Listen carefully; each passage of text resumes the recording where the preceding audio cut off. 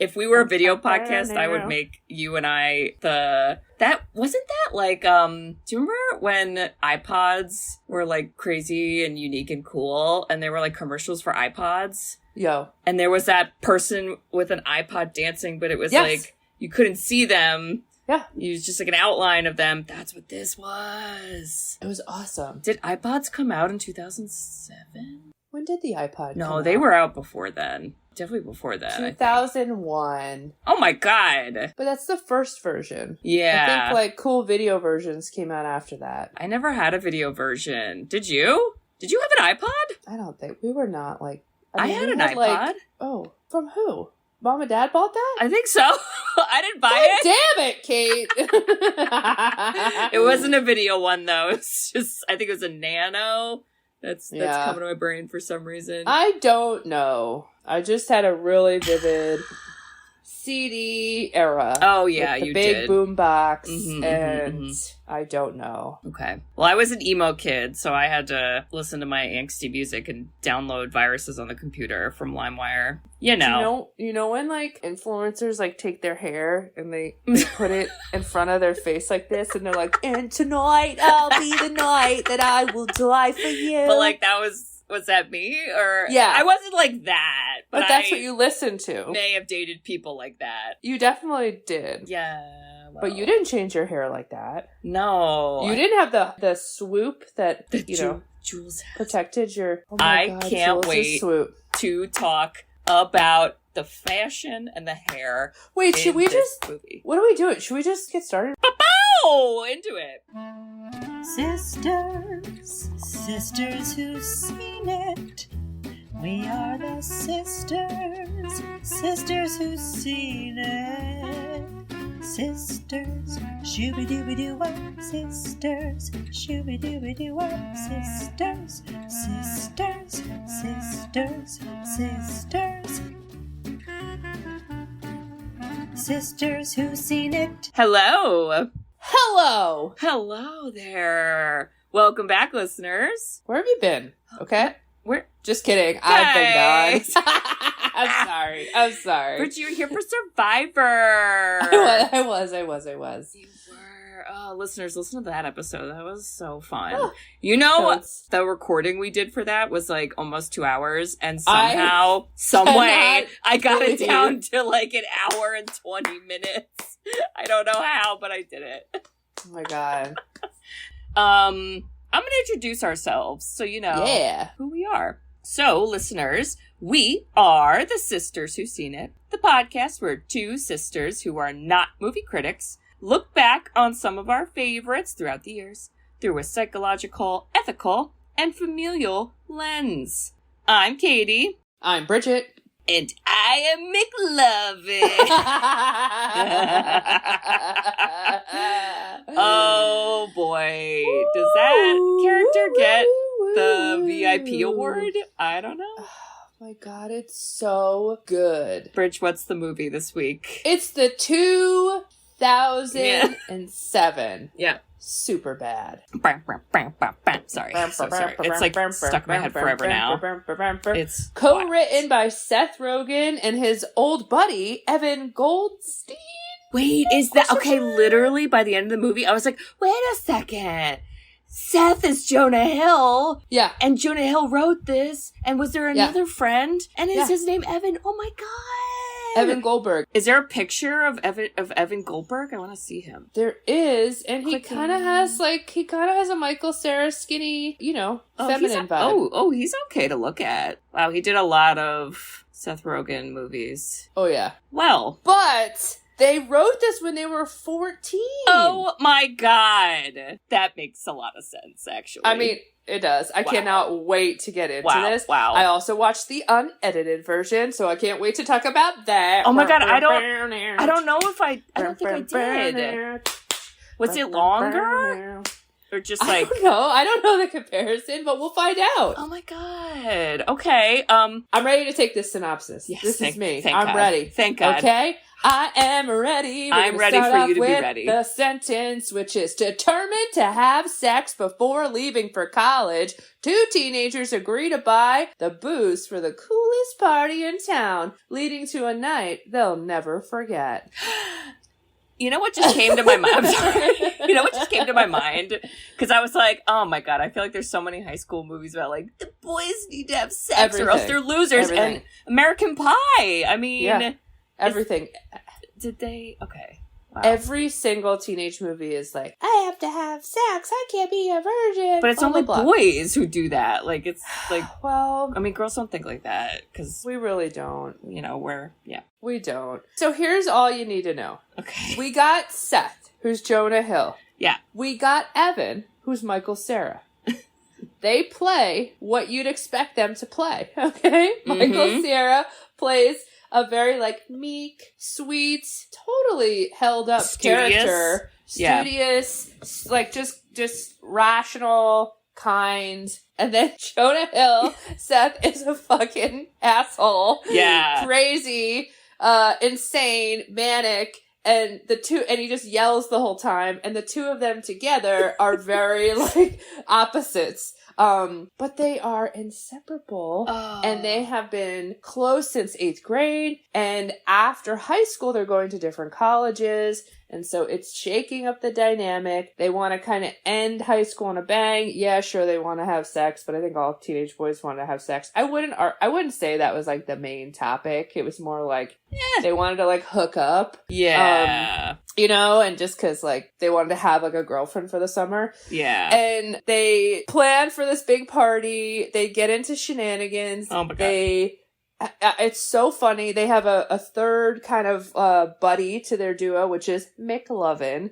He is Fogel, who is so funny. And there's just like, we're going to go through all the different plot lines, but I cannot wait to get your opinion because I have one big giant opinion about this. About Fogel? About the whole movie. Oh. That I never ever thought of. Okay. Ever. Until watching it in 2024. Until you were an adult. Until I was an adult watching it in 2024. Okay. And I was like, I have a different take on this movie, and I want to talk to someone about it. But other than that, it was funny. It's ridiculous. It's exactly what you expect from stupid teenagers in 2007. Did I miss anything? No, I mean, that does a pretty good job. And I mean, this was the era of, like, what felt like Judd Apatow movies, even though I don't think Judd Apatow, like, he didn't write any of this, and he didn't direct it, I don't think. He didn't, but I felt the same way. I was like, oh, is this a Judd Apatow, like, movie? Well, because like, then you see, like, all of them. And a lot of the same, like, there's actors, like, they use, like, Bill Hader's in it, and then Seth Rogen is obviously in it at one point, and just, like, I don't know, recognizable people that you would recognize. So even just the, like, jokes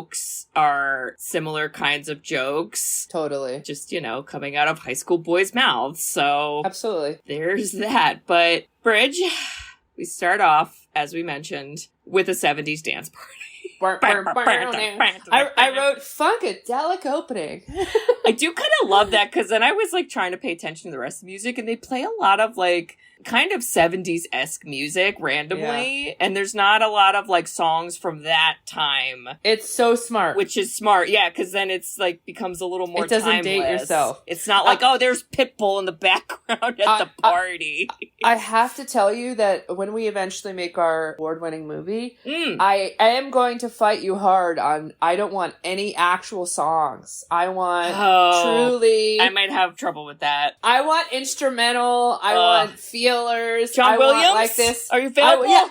I want John Williams. Oh, because God. That was one thing, too, I thought about. I thought, oh my God, there's like, first of all, American Pie, so dated by the songs. Yeah. Do you remember? Mm-hmm. It'd be like, Sum 41, Blink 182. Yep. Like, what the fuck?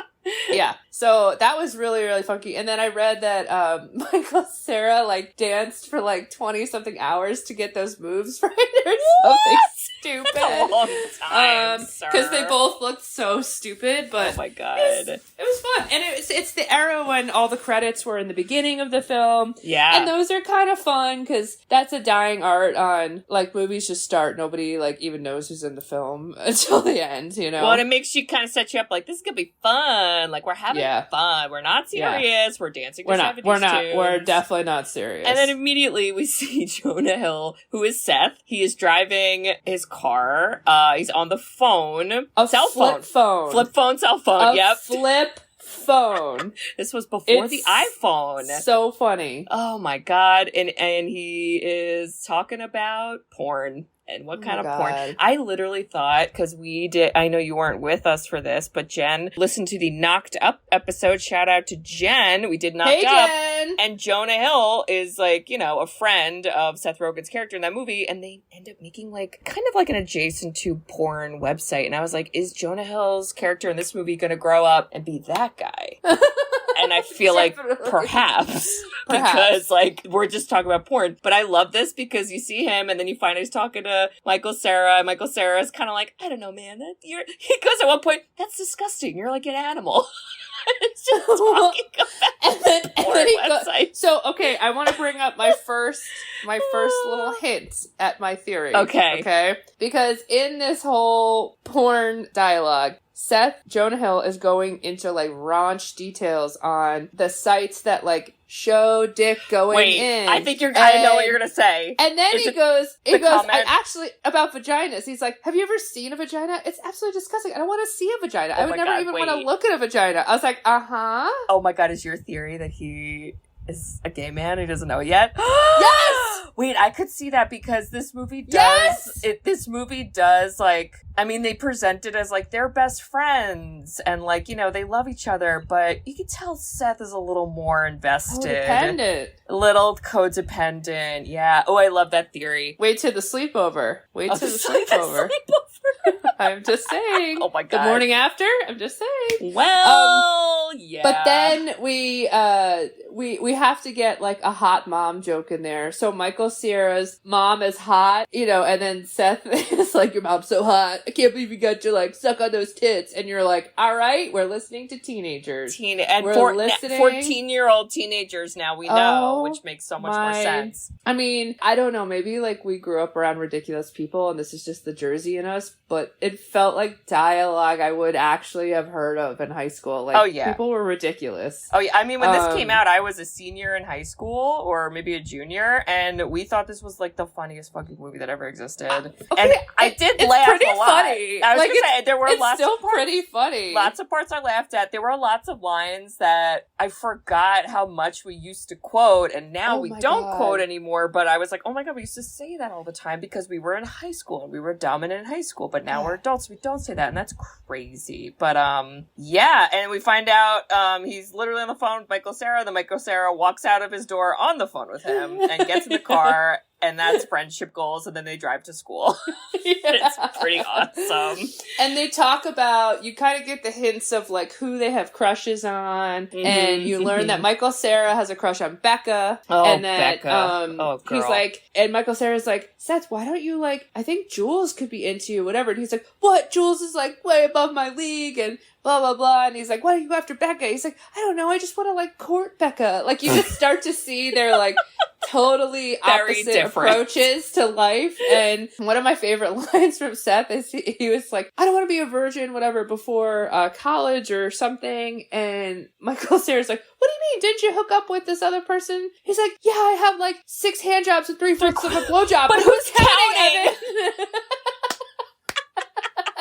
And I'm like, only a teenager would say that they got 3/4 of a blowjob, because what does that mean? What does that mean? Oh I don't. It means something to them. I don't even know. Yeah. It's so freaking funny. I do like too how they kind of because you're seeing their relationship, and you mentioned, you see how the character Seth is a little aggressive. He's got strong opinions, and he's taking over, and it's crazy town. And then you're kind of just okay, I don't know, maybe he's like that towards everyone. But then you do see see a scene where there's some bully, high school bullies, and a guy is like really mean to him, and then Seth is like sad, and I don't like seeing kids getting bullied, but I liked how they kind of showed us like, yeah, he's not that cool. Like he has a hard time, and when you see him with his friend, he's happy having a good time, but when he's not with his friend or just in general, he's not having a good time. And it's always when he's alone. Like, remember when he gets alone in the cafeteria, his boots get slammed. So it's like, they're really showing you that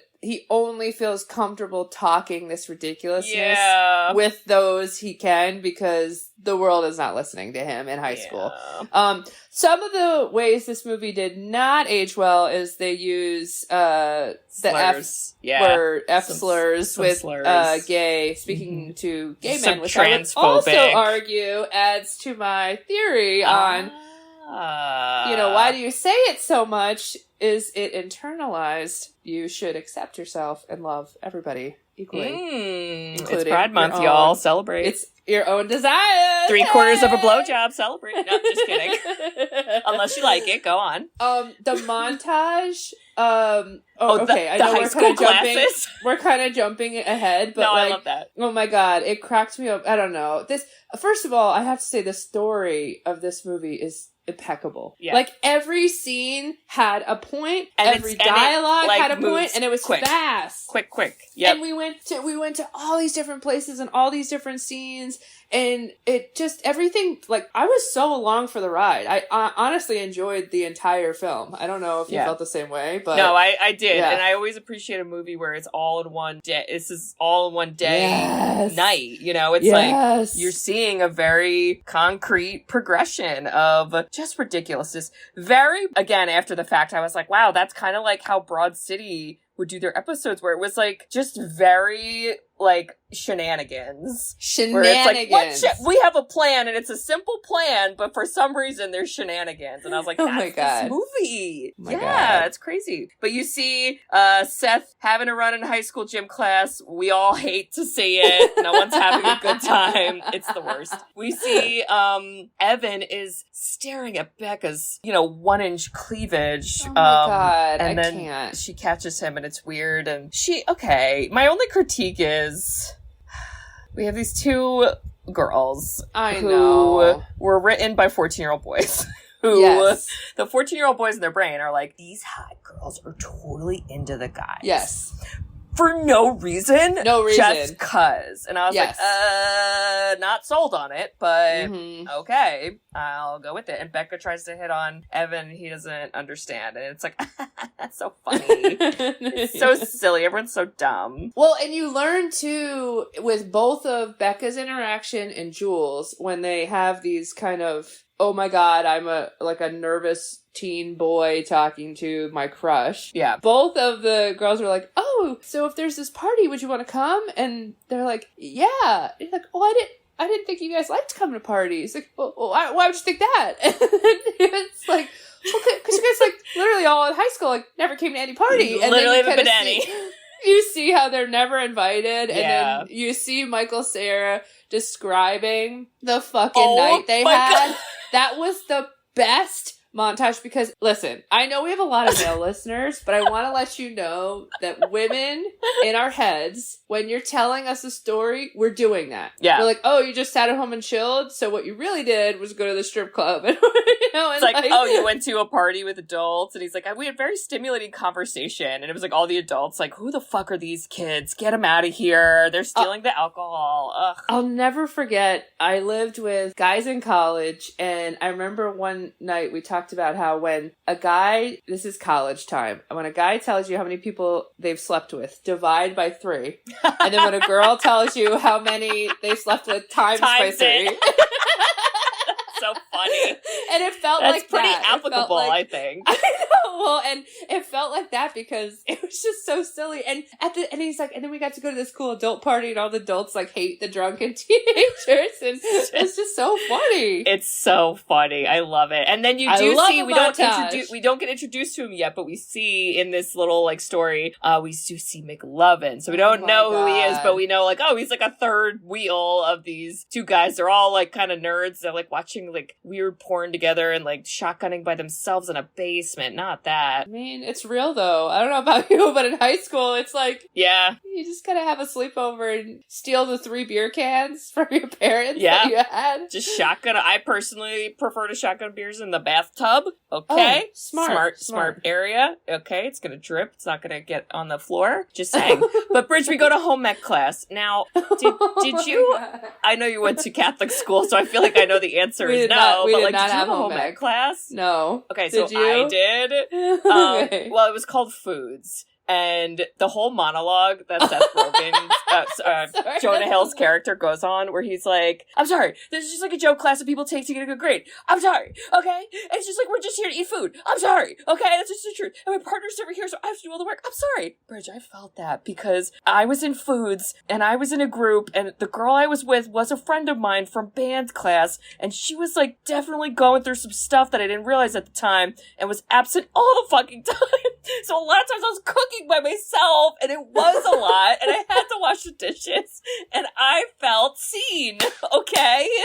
So, anyway, that scene was written very well. If y'all want to know who Katie's like, go to the scene. Just go watch me as Jonah Hill. Okay. Yeah. The one thing James said about Jonah Hill's scene, for those who are new listeners, James is my husband. And he goes, but no students could, like, talk to a teacher that way. He, like, curses. Oh, yeah, he gets, like... They're so casual. No, I wouldn't going into like other classes. Right. And just that they're not in, and the teachers are like, get out of the class. Oh, my God. It's so funny, though. Because it's not... When I saw this as a high schooler, I'm like, that's so funny, guys. Like, you just, like, appear in other classes, and, like, the teacher yells at you, like, it's so funny. It's so funny, and then you see how Seth gets teamed up with Jules. Emma Stone! Emma Stone's debut film. Emma Stone is great. She's great. I didn't think of her as great. Her hair is horrible. The bangs are rough. That was the times. It was the horrible. Times. Edging on emo, but not emo. She must have had a neck ache by the end of that. She flicked her bangs out of her hair so much. Get that girl a brace. Oh my God. I will tell you, but that was really interesting. And then I love seeing Michael Cera with this random like partner in home ec, and they were like best buddies, and they would like put on each other's aprons. Look at Evan over there. He's having the best time ever. And they were just like putting like flour on their face, and oh my God, it's so funny.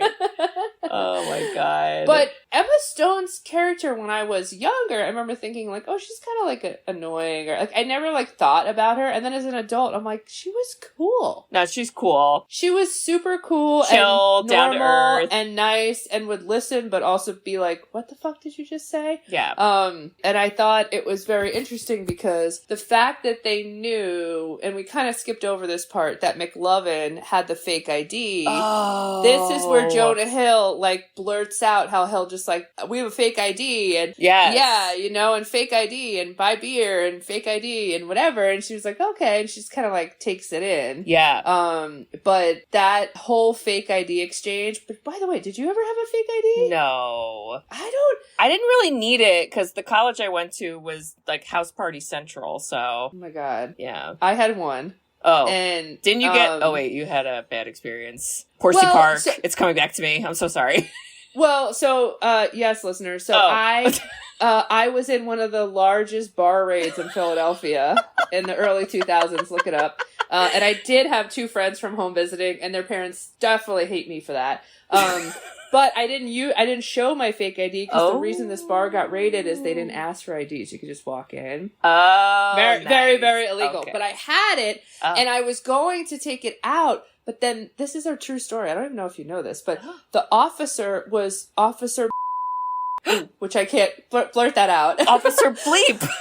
Officer Bleep, which, by the way, what that means is it's the same last name I had, and so I didn't want to show him the ID, because then I thought, in my brain, you were like, is this an uncle we forgot about? Well, and I thought, like, oh, he's gonna think I'm lying somehow, because we have the same name, and I'm gonna have to talk to him more, and I don't know what to do, so I just said I had nothing. Smart. But I did have a fake ID. It did work. Wow. And I ended up giving it to someone else, and I wonder why I never gave it to you. I just feel like maybe you never wanted it. I feel like I would have been nervous to use it. I also had an experience my senior year of college where I had a real ID, because I was like 21 at the time, and I went to a bar, and the bouncer claimed it was fake and then took it away. Oh, and I hate that I shit. called the police, and then I walked up to that bouncer with a cop. And I said, this is the person who took my ID, and it's a real ID. And then the bouncer was like, oh my God, I'm so sorry. And I was like, you didn't even scan it. Go scan it. It's real. And then he scans it. He's like, oh, it's real. I was like, yeah, bitch. And then he apologized. And I was like, fuck you. Oh my God. So I am McLovin. I am McLovin. I do. McLovin. We got to talk about McLovin. McLovin is. We all had a kid at our school that was like McLovin, didn't we?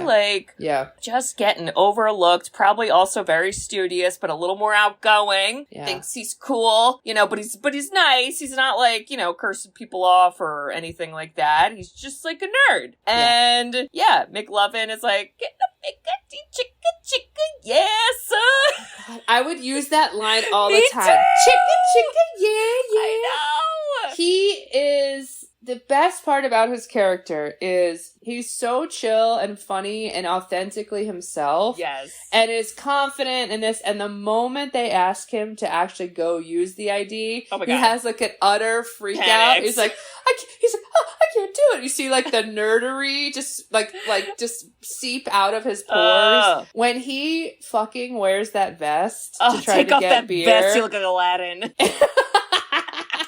Oh my God. It's so good. Yeah. Okay, wait, where are we in the plot? So the plot is the guys, Seth was like, Jules, we'll buy you alcohol. And then she says, you scratch my back, I'll scratch yours. And that's what he says. Funny thing about that, Jules, my back is located on my cock. And then she's like, huh? And he's like, anyway, I'll do it. Hooray.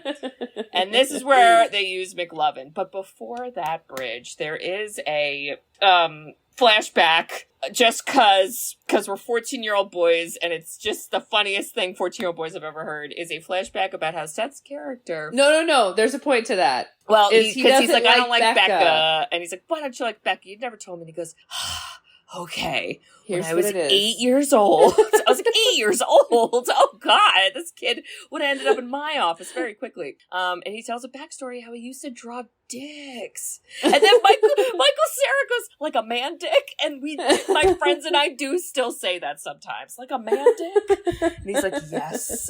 And then he just talks about how he used to draw these little dicks. And then Becca found one and got traumatized. Are we worried about Becca? Poor Becca. Hope she talks to the counselor. And then he's like, anyway, I got in trouble, and now I don't do that. And you're like, wow. Oh my God. I'm just reading this.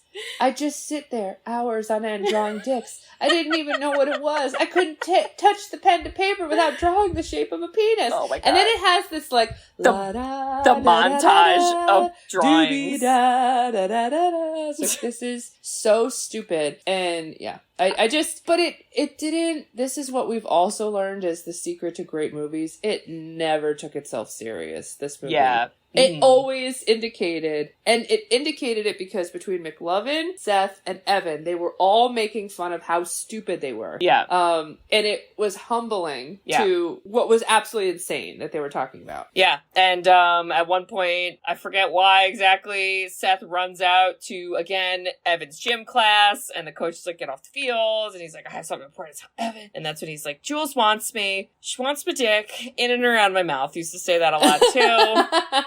Pee in the vagine. And then my favorite that I say often in life is people don't forget, said to Dave Franco. To Dave Franco. Did that? I also was like, I did not realize this was Dave Franco. Yeah. He's like, come on, Seth, we're down 2 points or something. And then Michael Cera's like, it's soccer. It's like, it's gym soccer, class dude. soccer. Yeah, like, relax. Oh, it's just so good. So high school. It's so high school because you just definitely, once you got, okay, it was filmed in the sense that we were a part of their trio, right? Like, we got to be on the inner circle. And every high school person, no matter what if you're cool, not cool, whatever, if you have your crew, you're good. Like, that was like part of the message is the hard part is leaving the pack. The hard part is going on your own. Yeah. And I loved it because I laughed at all the jokes as if I was like in the circle. Yeah. You know? Yeah. And the part where they meet up with McLovin and they see his fake ID and it says, McLovin? What are you, Seal? One fucking name. One name? And he was like, it was between that and Mohammed. He's like, Mohammed! It's like, write a book. It's one of the most popular names. It's so fucking funny. Oh my God. It's so funny. And then, I guess like Seth is kind of like, all right. Oh, so a lot of stuff happens very quickly. Seth's car got towed because he parked in the faculty parking lot.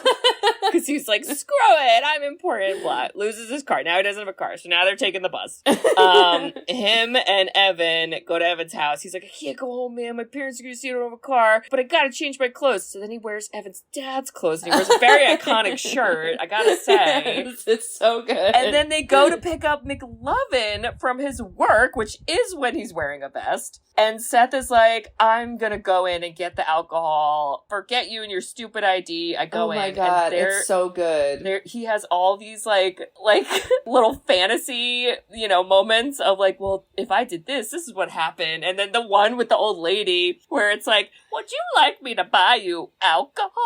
That would be lovely. I do say that sometimes with certain people. It's just so great. It's so great. And it's not like you had this kind of daydream sequence and you couldn't tell if it was fake or real because at some point it was absurd. Like at some point the cop like takes a broken bottle and slashes his neck. Oh, and then he's like, so graphic. In the store, and you're like, this is so stupid. Yeah. And then he walks back out and Michael Cera's like, I told you he wouldn't do it.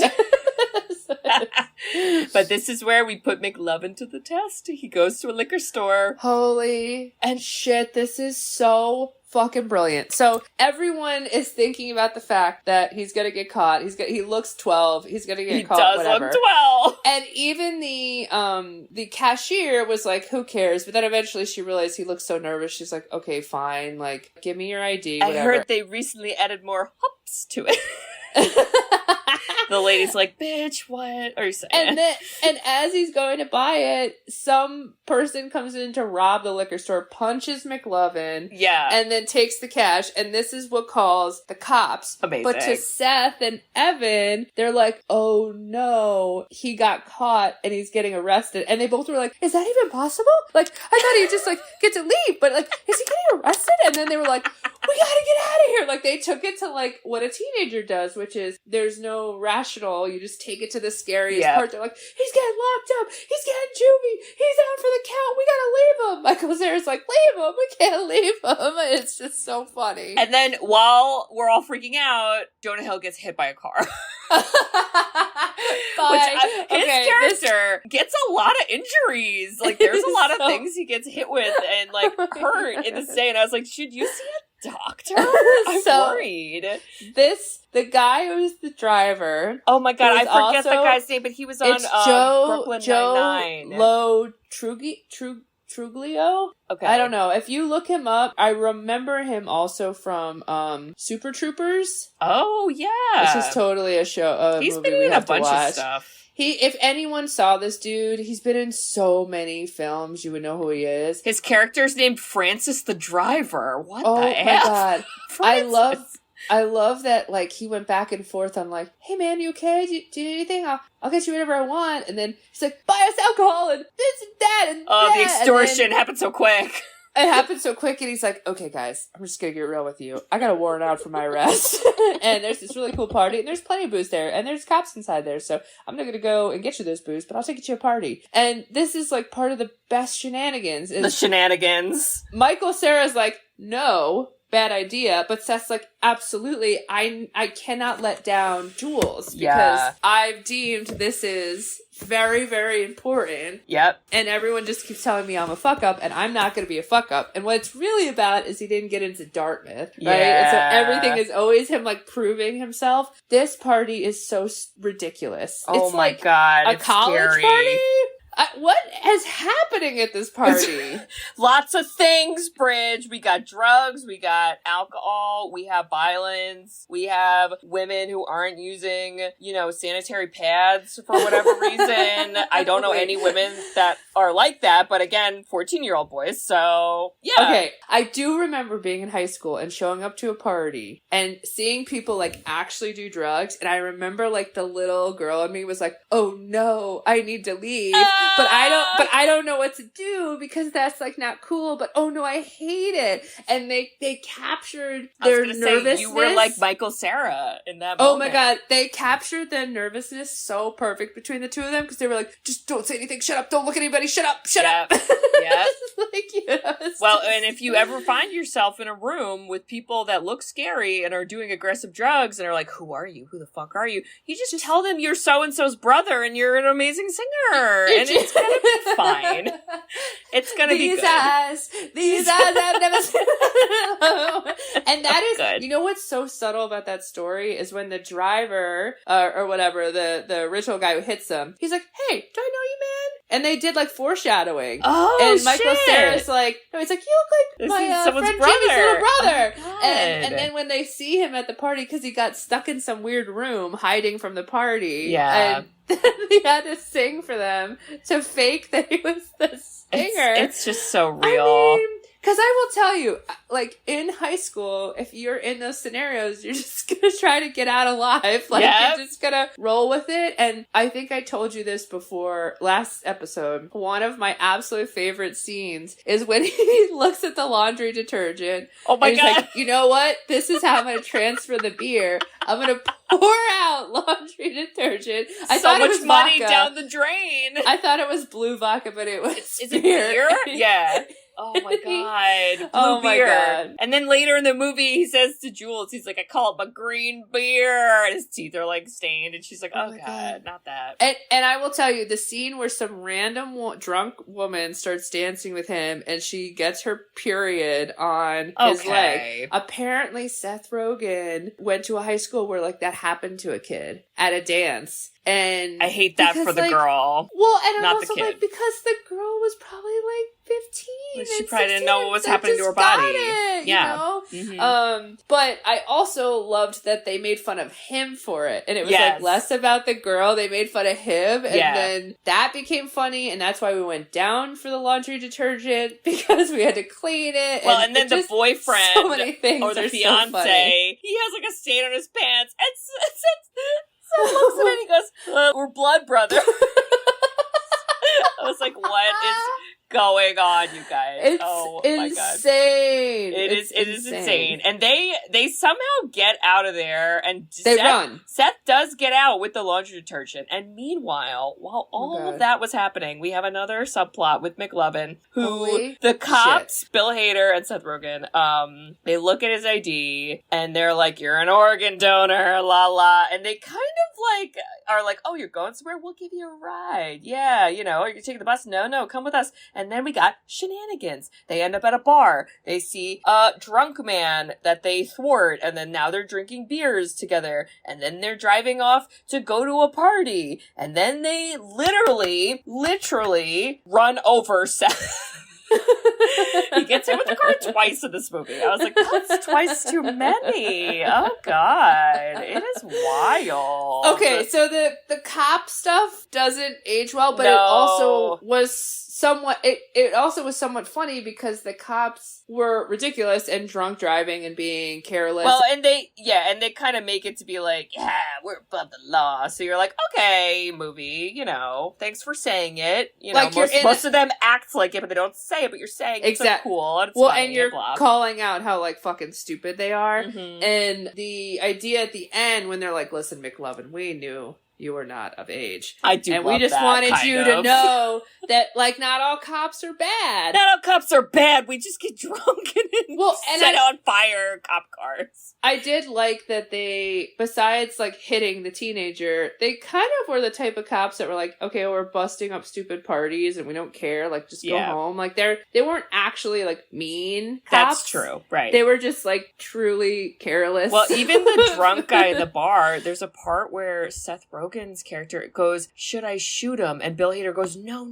And I was like, oh, I don't know if that's real life, but all right, appreciate no murder in this movie. Thanks, guys. Oh my God. Jesus Christ. But they hit, Seth gets hit with the car. And this is how we get the three boys back together. And Seth and Evan are told, lay on the ground. They're laying on the ground. And then they're like, all right, McLovin, you're going to, like, say that, you know, they jumped out in front of the car and, like, you're the witness and blah, blah. And he's like, yeah, totally. Because he doesn't know who these people are. And then he comes out and it's slow-mo and freaking Jonah Hill sees him and it's like, what the fuck? And Michael Cera just sprints away and it's so funny. And they're like, he's on the run! And they cannot get him. Seth Rogen it's so funny. Chasing Michael Cera is exactly how I imagine real life to be. I do too. Is that Michael Cera is just like this moving train that never stops. And Seth Rogen is like, I can't breathe. My lungs hurt.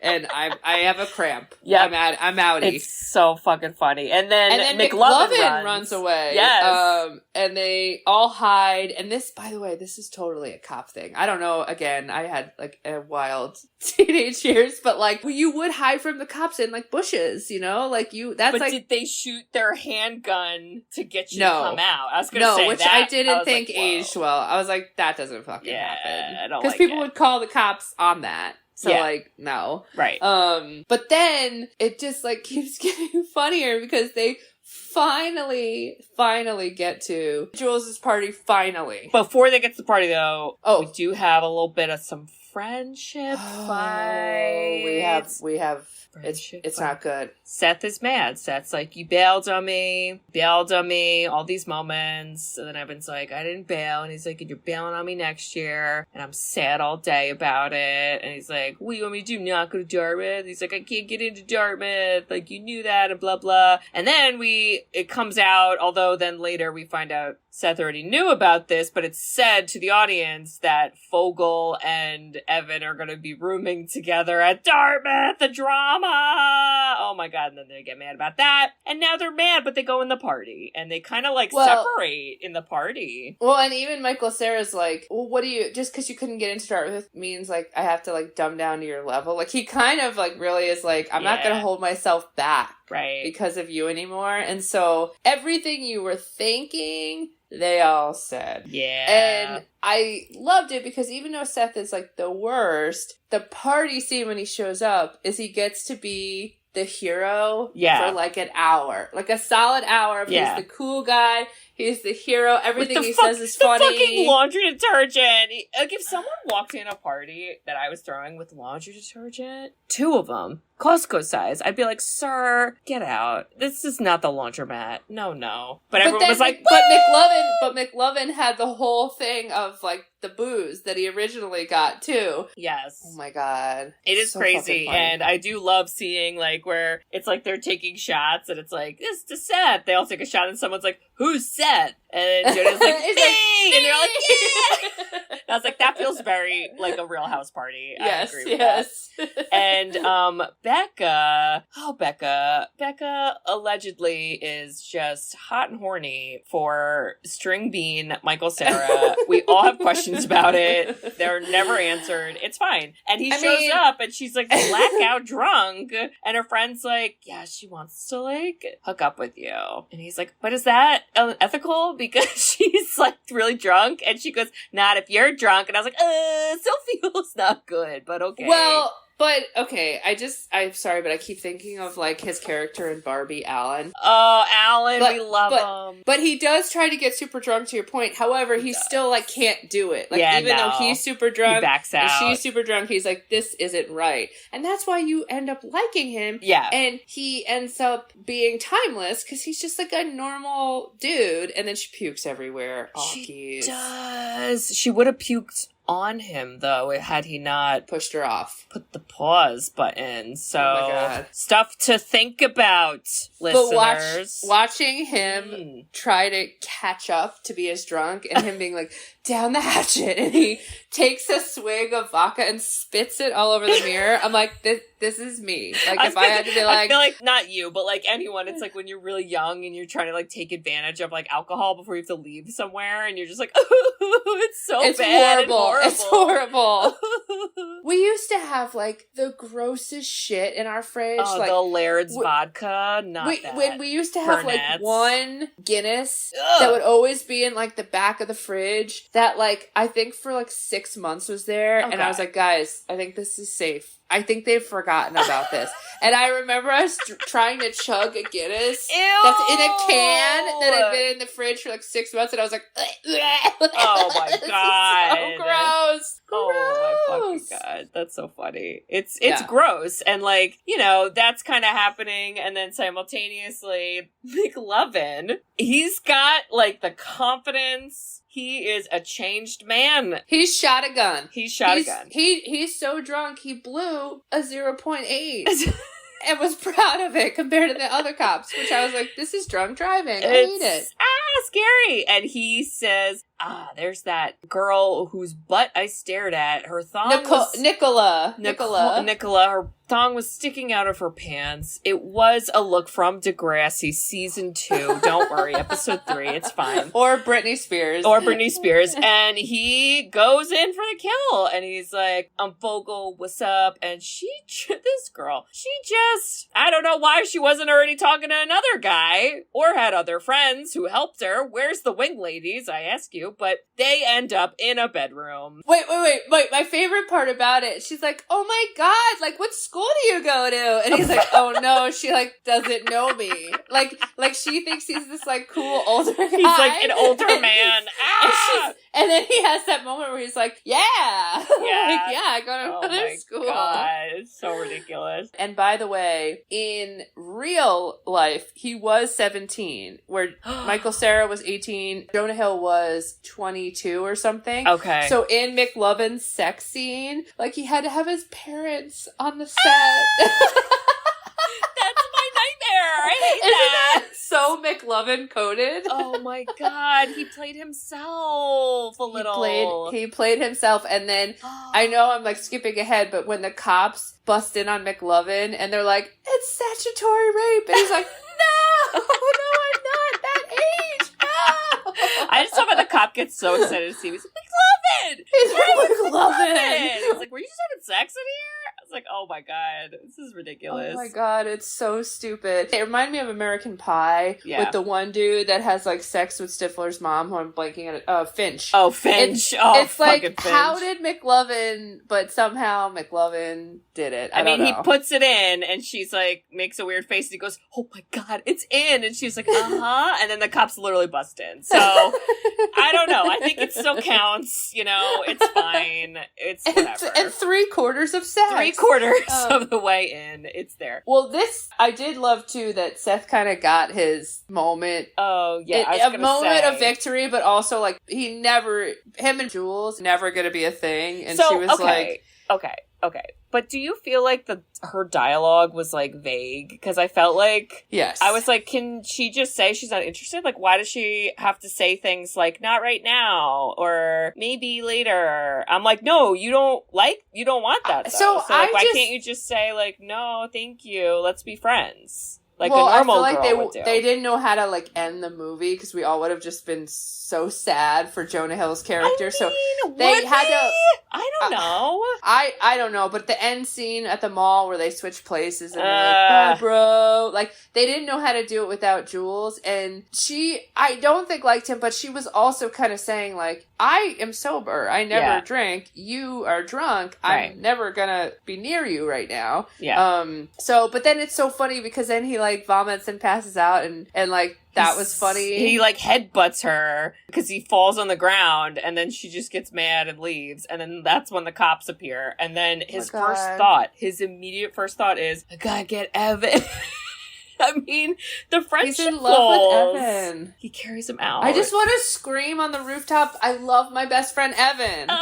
It's so sweet. And like literally a Renaissance painting, he carries Michael Cera out of this party, and he is just like slowly drudging through suburbia. Like, I will save you, Evan. And he does, and finally Evan like wakes up, which I was like, damn, he was really out there. That was a blackout. Mm-hmm. And he finally gets up and he's like, what's up, man? Where are we? He's like, you saved me? It's such drunk talk. He was like, I saved you, man. He's like, can we just go to your house to go to bed? He's like, got pizza bagels? You want to sleep over? Yeah. And they get the freaking sleeping bags on the ground. Guys, where's the blow-up mattress? I will tell you what all these movies always miss is like the lying to parents. Like, parents didn't exist. Yeah, they're just not. They don't exist. They're not even dealing with it. They're not there. When they're laying next to each other and they're like, you're my best friend, I love you. And like that. And then they're making up and it's like cute, whatever, friendship. And then Seth is like, boop, boop, on the nose. And I'm like, is that when I started doing boobs? I don't know. Might have been. Me and Kate do boobs. I love doing boobs. I give Bear a boop every day. Minimum. Oh my god. Just the boop-diddy-boop doobs. The Dojies love a boop on the nose. And I'm giving Penny a boop right now. Penny, give her a boop for me. I will, a double boop. I did feel like because like sometimes the dialogue, especially at the end with Seth and Evan, do feel a little like queer coded because kind of the like, so you want to like sleep over? And when you're best friends, like that's normal, but like the way it was brought up felt a little like apprehensive. And then they're there and they're like right next to each other and you're like, okay. But then the morning, it was like, hey, like they were like they awkward. Acted like you guys are best friends. Sex. Like you don't need to be weird. Right. Like you could be normal and just be like, what up? Like blah, blah, blah. But they're like kind of weird at first. I know in 2007, they were trying to show two dudes expressing love. This is so sad at the bar. Like how friendship low the bar love. is. Right. And friendship love, and how they were awkward the next day because they like were vulnerable. But literally in 2024, the way I looked at it was like, oh my god, you guys discovered that, you like maybe gay. Yeah. Yeah. And so you were experimenting and now you feel awkward in the morning because you're like, oh, I don't know if that was just the drunken inhibitions or if I wanted to do that or if we were caught up in the moment. I don't know. And so when they walked away, I was like, is this about Seth being gay?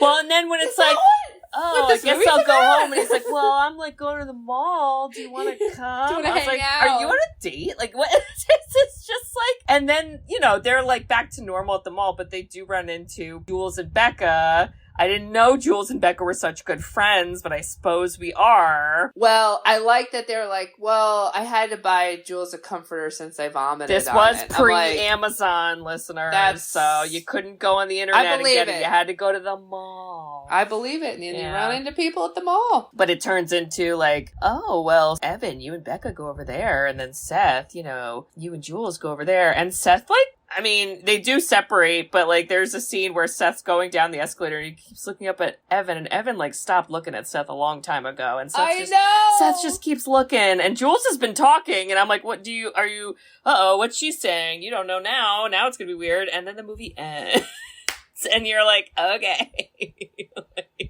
I hope Seth grew up to be his gay self. I was gonna say, somebody could probably re-edit some of these scenes into a short trailer and play some I'm sorry to do it, I know it's a cliche, but some Brokeback Mountain music in some of the background. The bow, bow, bow, going down the escalator. I can't quit you, Evan. Quit. We'll always have Superbad, not Brokeback Mountain. I swear to God, it was so, I enjoyed it so much, I truly may watch it again.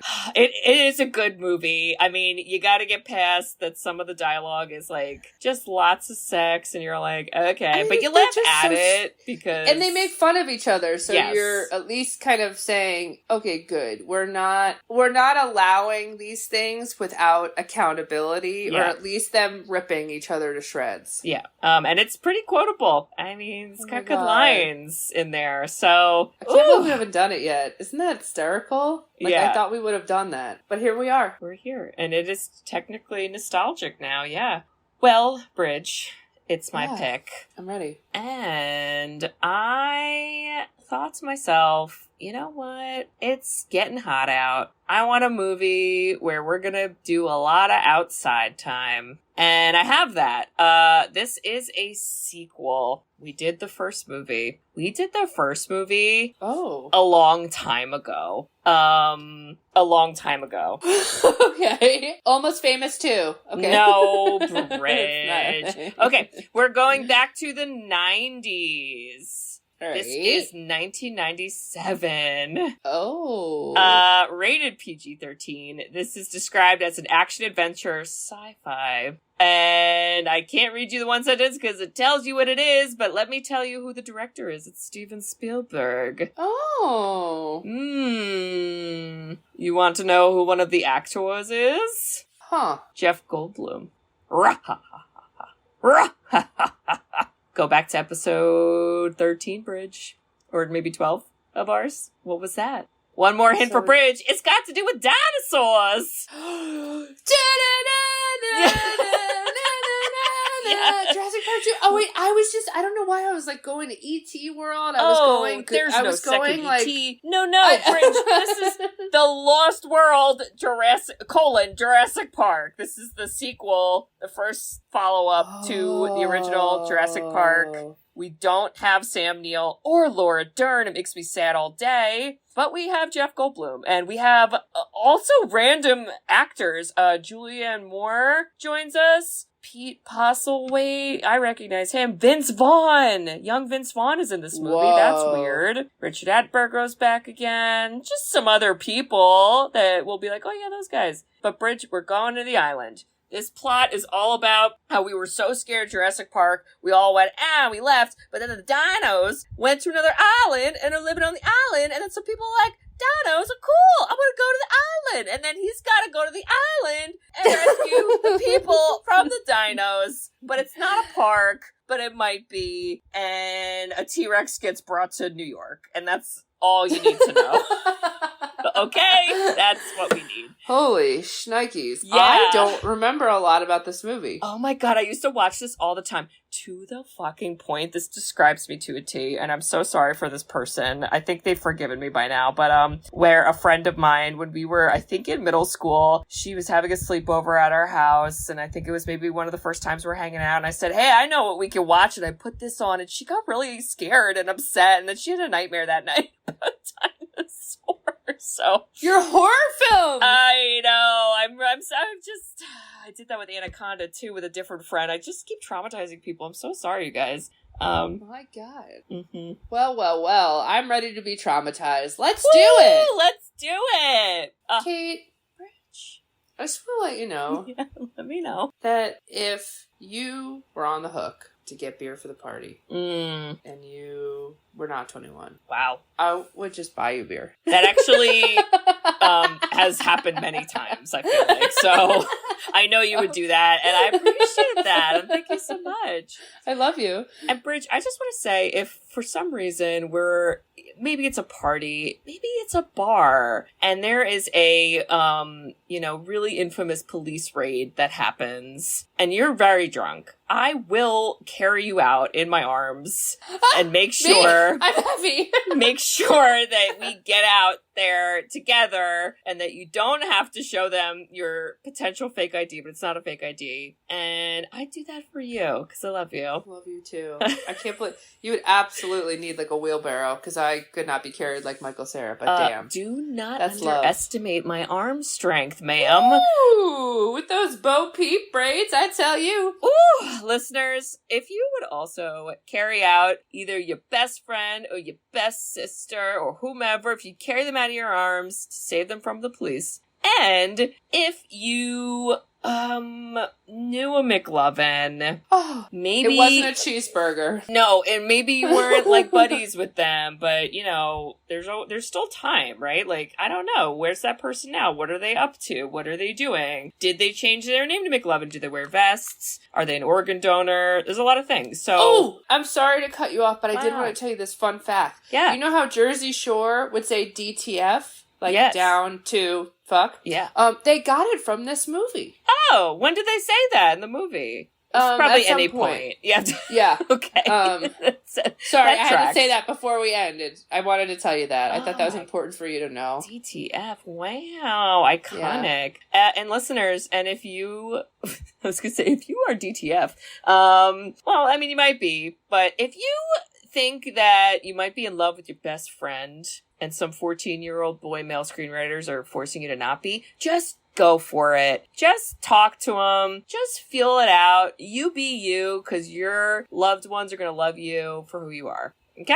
Okay. And if you think all that, you should write us a review. Woo! We love reviews. We love written reviews. You can review us on Apple Podcasts, along with some other podcasting apps. And we also have a website, sisterswhoseenit.com. On our website, you can request a movie. So there is a form you can fill out. The request gets sent to us. We goes on a list. And we look at the list every now and then, and we will do it eventually. And Bridge, what else can they do on our website? I used to say buy us coffee, but it's just give us money. Whee! It's money. It's merch. Yeah. It's all the things that you can be. Cool. You should just check it out. It's fun. Also, I just want to make a point on the reviews. So listen. We get stats on how many of you consistently listen, and we love y'all. We know what that number is. Yeah. But the reviews are a lot less than that number. So I feel like some of the loyal people just take a little, you know, and I know because when people ask me to review their thing, I never do it. So I understand why you never do it. But what if you just did it? You can what if also, you just did it? On Spotify, I think you can write words, or maybe it doesn't allow you to write words. It might just be a star thing. So that's like another way to review if you don't listen to some of the other apps. But I also recently, I didn't even tell you this, Bridge, on our podcast host website, there was a thing that they added called fan mail, which I said yes to. And what this allegedly is that on any, I believe, app or whatever, there's going to be a button for each episode where you can basically send us a message directly. You don't need to email us or whatever. So if you listen to our episode and you want to say something or send us billions of messages, like live message us as you're listening, I think you can do that, and then we'll get it, and the website calls it fan mail, and I don't know, maybe you'll yell at us, but I hope not. So that's another thing you can do, and that would be awesome. I love that. So I want someone to like test it out, and so we can see, because I don't even know what it's gonna look like. I like just turned it on. Oh my god, I love that. But yes, so check all that out, leave a review, buy some shit, and we will see you next week then. All right? We'll see y'all next week for The Lost World, Jurassic Park. Why couldn't it just be Jurassic Park 2, I ask you? Okay. I don't know. Okay. Nor will I ever. But I'll look it up. Okay. And also, listeners, I just want you to know that deep down in your hearts, you are McLovin. And you can always do it. We are. We love you. We're McLovin you. From afar, we love you. Goodbye. Bye-bye. McLove you from afar. Goodbye. I McLove you. We always McLove you. Bye-bye. Bye. Bye-bye. Thanks for tuning in to Sisters Who've Seen It. You can listen to us on Spotify, Apple Podcasts, or wherever you listen to podcasts. Check out our website at sisterswhoseenit.com, where you can email us, request movies to be reviewed, and keep up to date with all things sisters. Also, make sure to follow us on Facebook, Twitter, and Instagram. See you next week.